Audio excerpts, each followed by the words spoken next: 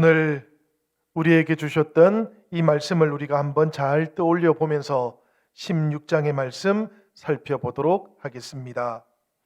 예수님 당시에 많은 유대인들은 하나님께서 기름 부으신 왕이 메시아로 이 땅에 오실 것이다 라고 그렇게 생각을 했습니다. 이 왕이 이스라엘을 해방시키실 것이고 세상에 공의와 평화를 가져오실 분이다 라고 그렇게 믿었던 것이지요. 그런데 이 기름 부으신 왕이 언제 그리고 어디서 태어날지는 사람들이 아직은 아무도 알지를 못했습니다. 단지 다윗 왕의 후손으로 태어날 것이다 라는 것만 알고 있었을 뿐입니다. 이것은 하나님께서 다윗의 후손 가운데에서 메시아가 나타날 것이다 라고 약속의 말씀을 주셨기 때문이지요. 그래서 어떤 사람들은 미가서 5장 2절에 나오고 있는 그 예언의 말씀처럼 이 오실 왕은 베들레헴에서 태어날 것이다 라고 그렇게 생각하기도 했다고 합니다. 우리 같이 이 말씀 한번 읽어보면 좋겠습니다. 우리 다 같이 읽겠습니다.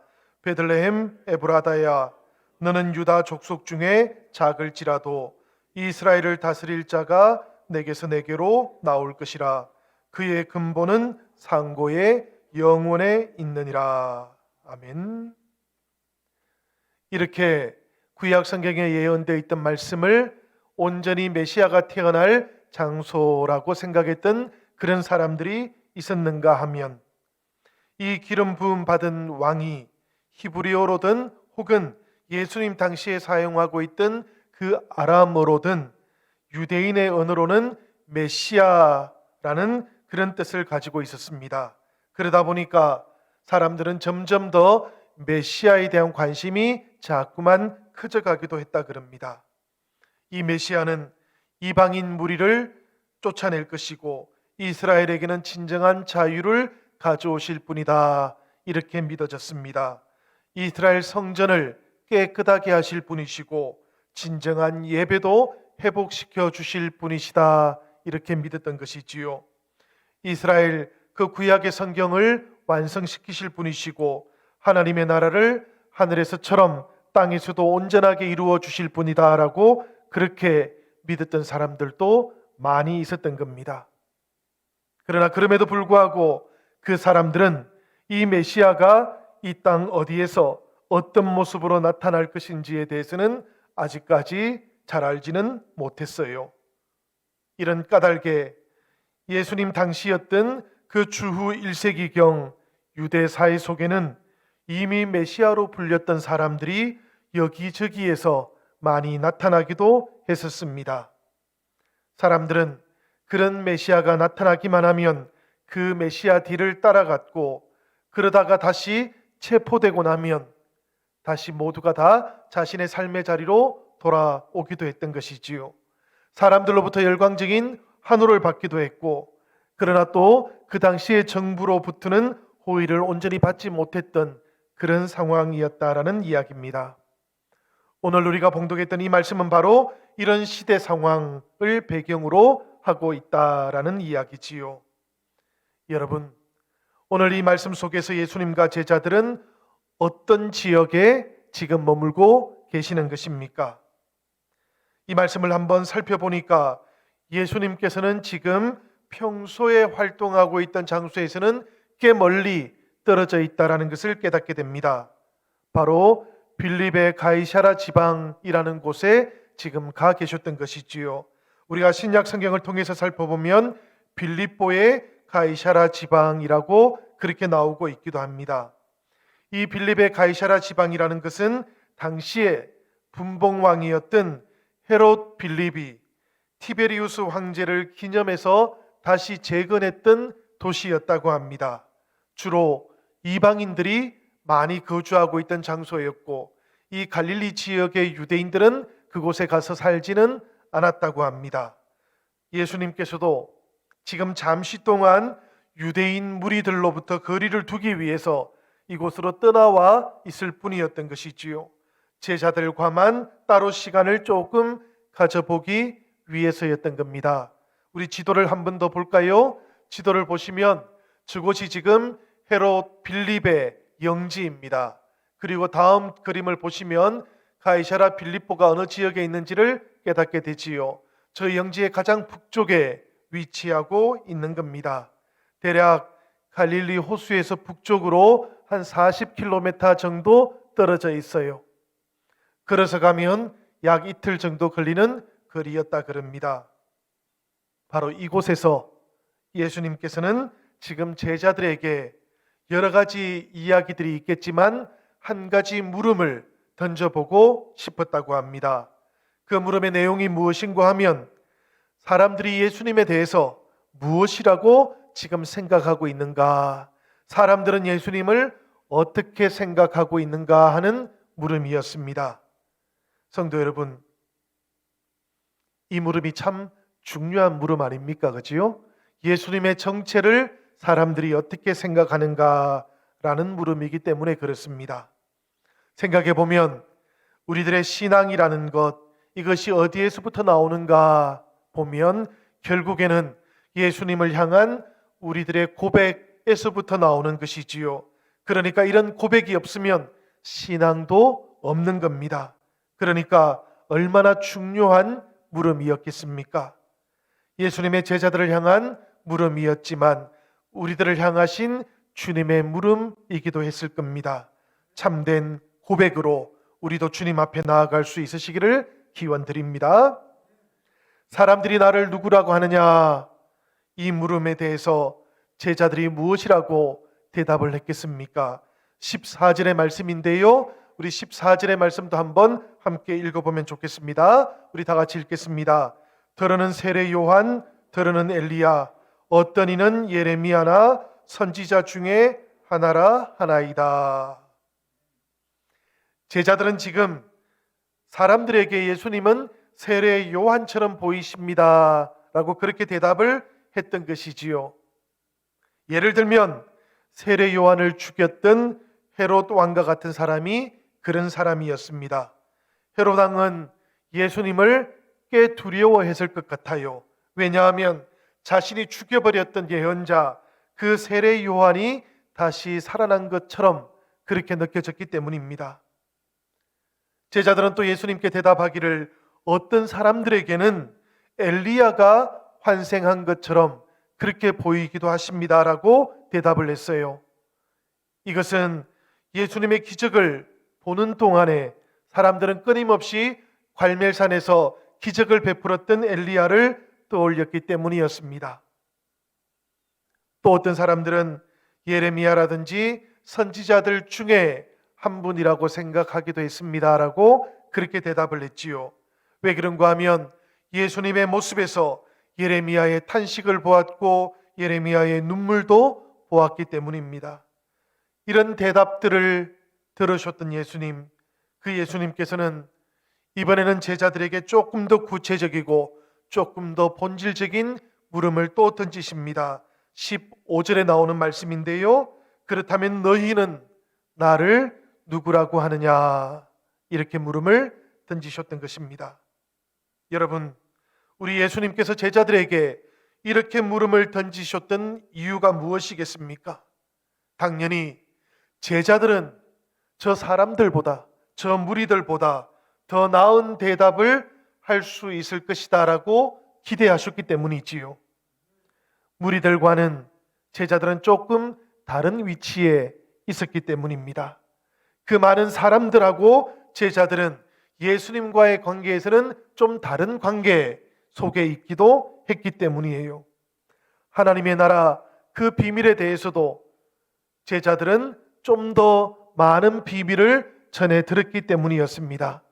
그러니 예수님께서는 이 제자들로부터 또 다른 대답을 들을 수 있을 것이다 라고 그렇게 기대를 했던 것이지요. 제자들에게 던지셨던 이 물음, 그리고 제자들이 예수님께 던졌던 그 대답은 우리 예수님께 참으로 중요했습니다. 왜 그런가 하면 요단강에서 세례를 받으시고 광야에서 유혹을 이기신 다음에 산상설교의 말씀을 가르쳐 주셨던 예수님, 그 예수님께서는 본격적으로 사람들 속에서 하나님의 나라 사역을 시작하셨기 때문이지요. 질병을 치유해 주셨고 귀신을 쫓아내셨고, 그리고 난 다음에 하나님의 나라가 이렇게 오고 있다는 것, 이것을 아름답게 나타내 보여주셨던 것입니다. 이 모든 일들을 통해서 제자들은 예수님이 누구이신가 하는 인상을 받았을 것이기 때문이에요. 이 제자들의 대답에 따라서 예수님께서는 이후에 자신의 모든 발걸음을 정해야 했기 때문이었습니다. 제자들에게만 이런 물음을 던졌던 것은 아닐 것 같아요. 2000년이 지났지만 저 예수님 당시의 제자들 뿐만 아니라 오늘 우리들에게도 예수님께서는 똑같은 물음을 던지고 계시는 것입니다. 우리들 각자에게도 성경을 통해서 우리 예수님께서는 동일하게 물으시고 더 나은 대답을 지금 기대하고 계시기 때문인 것이지요. 제자인 그 사람들 한 사람 한 사람을 통해서 예수님께서는 도대체 너희는 나를 누구라고 생각하느냐, 그 대답을 듣고 싶었던 겁니다. 이것이 예수님의 참된 관심사였던 것이지요. 마찬가지로 내 입술의 고백으로, 내 마음의 고백으로 예수님께서는 나의 주님이십니다 라는 우리들의 대답도 함께 듣고 싶어 하시는 줄로 생각이 됩니다. 사랑하는 여러분, 세례 요한 혹은 엘리야 혹은 예레미야라고 대답할 수 있었던 제자들, 그런데 너희는 나를 누구라고 하느냐라는 이 예수님의 대답 앞에서는 선뜻 대답을 하지 못했습니다. 누구도 대답을 하지 못한 채 침묵하고 있었는데요. 그런데 바로 그때 제자들 속에서 베드로가 앞으로 나왔을 것 같습니다. 그리고는 예수님께 이렇게 고백을 했던 것이지요. 16절의 말씀입니다. 주는 그리스도시요 살아계신 하나님의 아들이시니이다. 이 대답은 사실은 베드로의 이제까지의 모습을 우리가 생각해 보면 예상하기 어려운 대답이었을 것 같아요. 이 베드로가 그동안 실수했던 모습, 물에 빠졌던 모습, 다른 제자들과 똑같은 길을 걸어왔었던 것들을 생각해 보면 이 시몬 베드로가 내어놓기에는 너무 어려운 대답이었을 것 같기도 합니다. 그렇지만 동시에 이 대답을 들었을 때 예수님께서는 그 대답이 참으로 좋은 대답이다 라고 그렇게 느끼기도 하셨습니다. 마음에 쏙 들었던 것이지요. 형제자매 여러분, 생각해 보면 주님은 그리스도십니다 라는 그 고백 속에 참으로 많은 내용들이 담겨져 있었던 것 아니겠습니까? 그래서 시몬 베드로가 이렇게 고백해 주었던 것, 이것을 통해서 예수님께서는 이 베드로를 축복해 주시는 겁니다. 17절의 말씀을 보니까 예수님께서는 시몬 베드로에게 이렇게 칭찬을 해주고 축복을 해 주었다 그래요. 바요나 시몬아, 내가 복이 있도다. 이를 내게 알게 하니는 혈육이 아니요 하늘에 계신 내 아버지시니라. 예수님께서 우리들이 오랫동안 기다려왔던 그리스도시다라고 그렇게 고백했던 것인데요. 이 고백을 시몬이 자신의 마음을 담아서 했던 고백이었고, 그리고 이 고백을 들으셨던 예수님 마음은 기쁘셨다라는 말씀입니다. 그리고 동시에 이것은 혈육을 통해서 시몬이 깨닫게 된 것은 아닐 것이다라고 또 그렇게 칭찬해 주기도 하셨어요. 예수님께서는 이 대답은 혈육을 통해서 온 것이 아니고 하늘에 계신 아버지로부터 시몬 너에게로 온 것이 아니겠느냐라고 이렇게 축복을 해 주었기 때문입니다. 이어지는 말씀을 보니까 하나님의 아들이십니다 라는 대답도 함께 따라 나왔습니다. 여러분, 이 호칭은 예수님이야말로 이스라엘 백성들이 오랫동안 기다려왔던 바로 그 참된 왕이십니다 라는 대답이었어요. 이 대답은 나중에 부활을 체험하고 난 다음에 시몬 베드로에게는 전혀 다른 의미를 가지게 되었습니다마는 이 부활의 사건이 있기 이전 지금 가이사라에서는 조금 다른 의미로 고백이 되었던 겁니다. 어떤 의미였는가 하면 구약 성경에 나오고 있던 메시아 왕에 대한 고백을 담아서 베드로가 예수님께 고백했던 것이지요. 그렇기 때문에 제자들은 예루살렘으로 가는 동안에 예수님께서 예루살렘의 새로운 왕이 되시고 나면 누가 그 나라의 내각을 책임질 것인가, 누가 섀도우 캐비넷에 적절하게 배치가 될 것인가 하는 것 때문에 긴장을 했었고 갈등도 하게 되었다랍니다. 여러분, 이 내용을 우리가 다루어 보기는 해야 되겠지만 이 말씀은 사실은 조금 더 말씀을 읽어가다 보면 그 내용이 나옵니다. 우리가 그 내용은 다음번에 이 부분만 자세하게 다루어 보기로 하고, 오늘은 시몬 베드로의 대답을 계속해서 우리가 한 번 더 살펴보면 좋겠어요. 왜 그런가 하면 주님은 그리스도십니다. 주님은 살아계신 하나님의 아들이십니다 라는 이 대답 속에 베드로의 고백, 제자들의 고백도 담겨져 있었기 때문인데요. 그 고백은 사실은 대단히 위험했던 고백 아니었겠습니까? 왜냐하면 하나님의 이름과 함께 지금 자신이 살아가고 있는 그 정부에 도전하고 있었던 예언 운동에 자신들도 가담하고 있다라는 그런 고백이었기 때문이에요. 결과적으로는 헤롯 왕과 산헤드린 세력에게 도전하고 있다라는 그런 고백도 담고 있었기 때문입니다. 제자들 그리고 베드로는 이 사실을 잘 알고 있었던 것이지요. 그러나 그럼에도 불구하고 예수님과 함께 꿈꾸고 있는 동안 제자들은, 베드로는 이 비전을 품고 지금까지 달려오기도 했었던 겁니다. 그래서 너희는 나를 누구라고 하느냐, 이 물음 앞에서 주님이 그리스도시고 살아계신 하나님의 아들이십니다라고 이렇게 대답할 수 있었던 거예요. 이 대답을 우리 예수님께서 얼핏 보면 좋아하셨던 것처럼 보입니다. 그리고 그 대답을 인정해 주시는 것처럼 보이기도 합니다. 왜 그런가 하면 시몬이 예수님을 메시아라고 그렇게 고백하니까 예수님께서도 시몬에게 베드로라는 이름을 주셨기 때문이지요. 사실 이 순간이 시몬 인생에서는 가장 중요했을 순간 중에 하나라고 저는 생각을 합니다. 왜 그런가 하면 예수님께서 제자를 불러주셨을 때 처음에 베드로를 부른 게 아니었지 않습니까? 처음에 안드레를 불렀던 것인데요. 그 안드레가 시몬을 예수님께 또 소개를 해 주었던 겁니다. 그때 예수님께서는 이 시몬을 바라보면서 요한의 아들 시몬이니 장차 개발할 것이다 라고 그렇게 말씀을 해 주셨는데, 바로 그 예언이 지금 이루어지고 있기 때문입니다. 여러분, 이 베드로, 이 게바라는 말의 뜻이 무엇입니까? 반석이라는 뜻 아니겠습니까?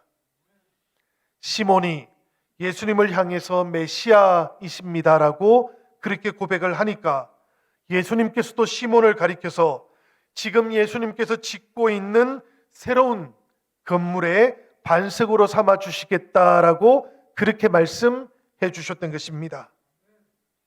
우리가 산상설교의 마지막 부분을 보면 이 부분이 기억이 나지요.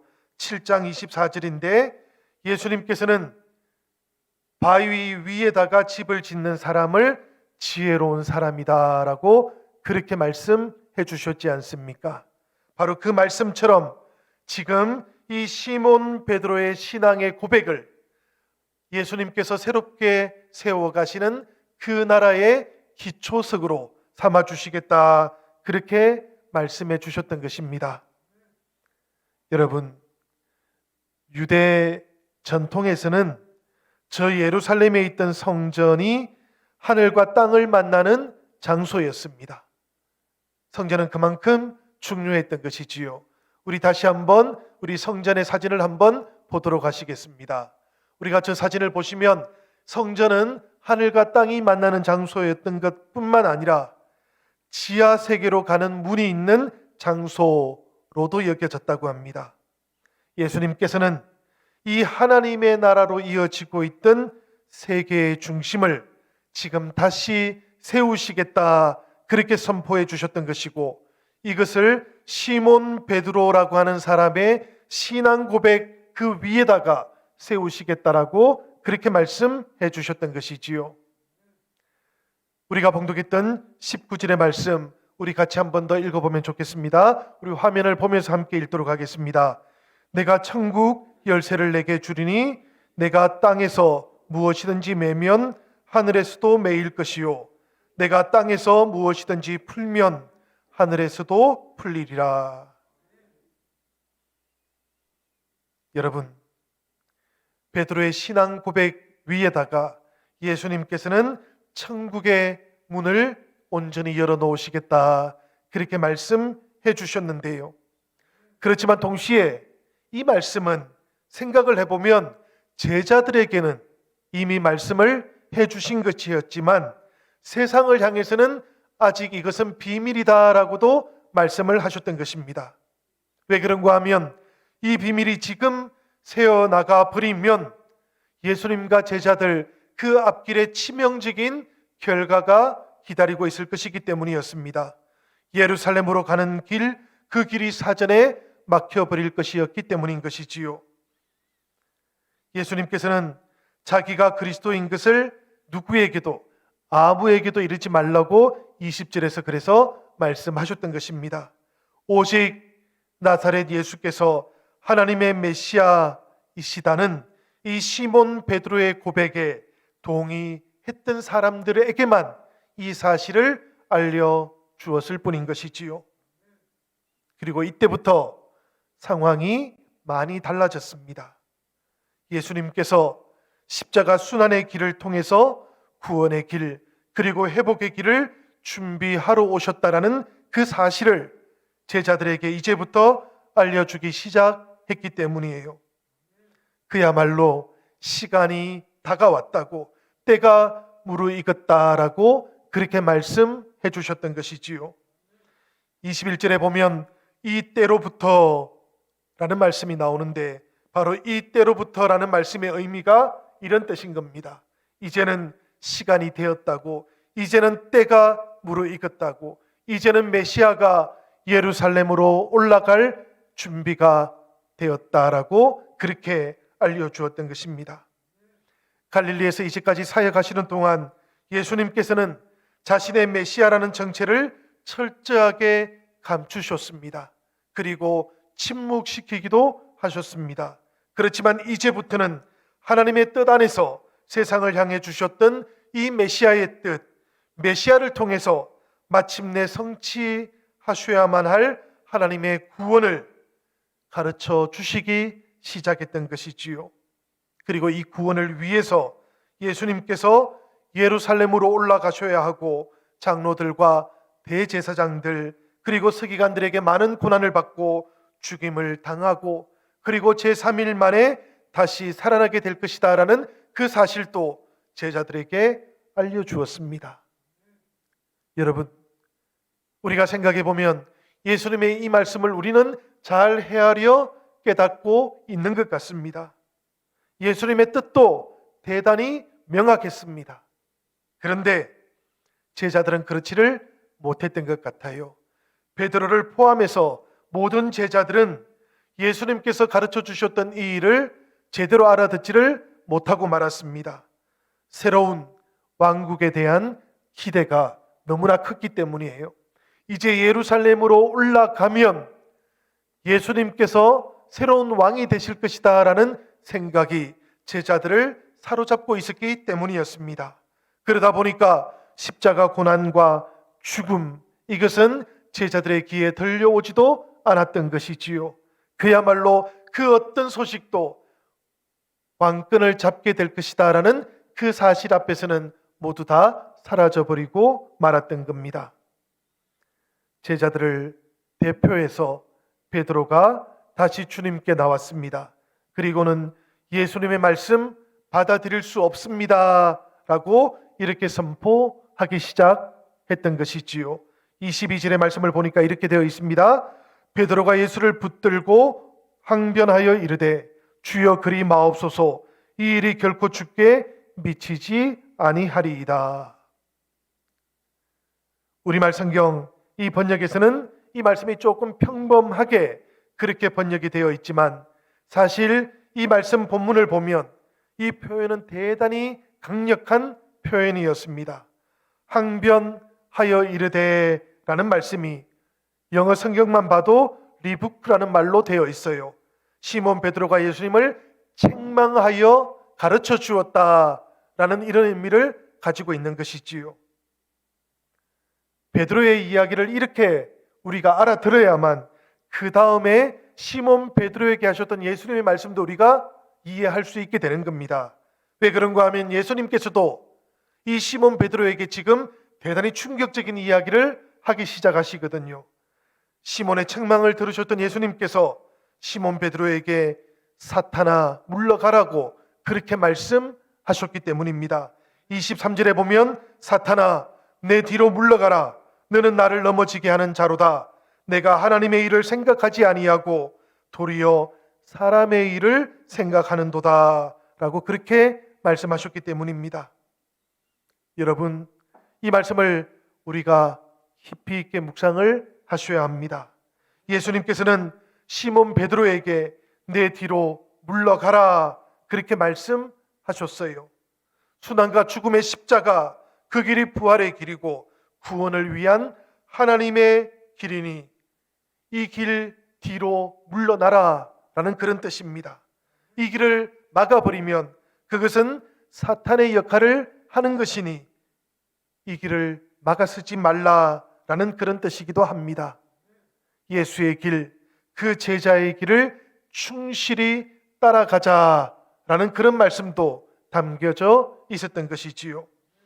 하나님의 일을 생각하지 아니하고 사람의 일을 생각하는구나 라는 이 주님의 꾸짖음을 들었던 베드로, 사실은 이 말이 지금은 잘 마음속에 안착되지 않았겠지만 그럼에도 불구하고 베드로는 이 주님의 말씀을 나중에는 떠올리게 되었어요. 오순절 마가다락방 사건이 있은 다음에 산헤드린 공회에 끌려가게 되었을 때 베드로는 그 제사장들 앞에서 바로 이 이야기를 다시 한번 했기 때문입니다. 하나님의 일을 생각하지 않고 사람의 일을 생각하는구나 라고 제사장들에게 이 주님의 말씀을 되돌려 주었기 때문입니다. 여러분, 예수님께서 시몬 베드로를 향해서 너는 나를 넘어지게 하는 자구나 이렇게 책망도 했지요. 우리가 이 상황을 한번 생각해 보면 조금 전에 예수님께서는 시몬 베드로에게 반석이라는 그 이름을 허락해 주셨습니다. 그랬는데 이제는 오히려 예수님을 걸려 넘어지게 하는 걸림돌이 되었다라고 이렇게도 말씀하고 있는 것이지요. 어찌 된 것일까요? 성령의 이끌림 속에서 말할 때에는 반석이었던 시몬 베드로가 인간적인 생각에 사로잡혀 있게 되니까 예수님 가시는 그 모든 구원의 길을 가로막는 걸림돌이 되었다라는 그런 이야기이기도 합니다. 우리도 이런 일들을 때때로 경험하지 않습니까? 우리도 베드로의 이 실수를 반복하는 경우들도 있지 않습니까? 조금 전까지의 상황을 살펴보면 시몬 베드로와 예수님께서는 서로를 향해서 고백을 주고 받았습니다. 당신은 메시아, 너는 반석, 이렇게 고백을 주고 받았었는데요. 그런데 지금은 어떻습니까? 서로를 책망하는 시간을 또 가지게 되었던 것이지요. 시몬은 고난과 십자가의 길을 가야겠다 말씀하시는 그 예수님을 책망했고 예수님께서는 그런 베드로를 또 꾸짖으셨던 것입니다. 이것은 그리스도의 사명을 어떻게 이루는 것이 올바른 길인가에 대한 생각의 차이가 있었기 때문인 것이지요. 순환과 죽음을 통해서 참된 부활의 길에 도달하는 것, 이것이 하나님의 뜻이다. 예수님께서는 그렇게 말씀해 주셨는데 시몬은 그 길을 거부했기 때문이었습니다. 예수님께서는 하나님의 뜻을 생각하셨는데 베드로는 사람의 길을 생각하셨다라는 그런 이야기겠습니다. 그 결과가 바로 예수님께서는 하나님 나라의 머릿돌이 되었고 또 베드로는 본래는 하나님 나라의 기초석이 될 것이었지만 오히려 걸림돌이 될 수 있는 위기를 만나게 되었던 현실을 통해서 우리가 이 상황을 만나게 되는 겁니다. 사랑하는 여러분, 우리도 이런 실수를 할 수 있을 텐데요. 그렇다면 우리가 어떻게 하면 좋을까요? 베드로는 또 어떻게 하면 좋을 것 같습니까? 오늘 말씀 이어지는 구절들을 보니까 예수님께서는 그렇기 때문에 제자들에게는 제자직에 대한 가르침이 꼭 필요한 것이다, 그렇게 알려주었습니다. 예수님께서는 우리들에게도 그리고 제자들에게도 아주 단호하게 말씀해 주셨던 것이지요. 누구든지 나를 따라오려거든 자기를 부인하고 자기 십자가를 지고 나를 따를 것이니라.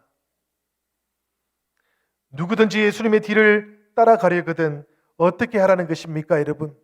누구든지 사람의 일을 생각하지 말고 하나님의 일에 헌신하라라는 그런 뜻으로 우리는 받아들여야 되겠습니다. 이것은 전적으로 자기를 부인하면서 십자가를 따라가야 하기 때문에 그런 것입니다. 이 말씀 속에 자기를 부인하다라는 말이 있지요. 이 말은 본래 아파르네오마이라는 말입니다. 누구하고 아무런 관계가 없다라는 것을 표현하는 그런 언어입니다. 자기를 부인한다라고 표현한다면 자기와는 아무런 관계가 없는 사람인 것처럼 그렇게 행동하는 것을 말하는 것입니다. 이렇게 자기를 부인하는 사람만이 그리스도를 온전하게 인정할 수 있는 사람이 될 수 있기 때문에 그런 것이지요.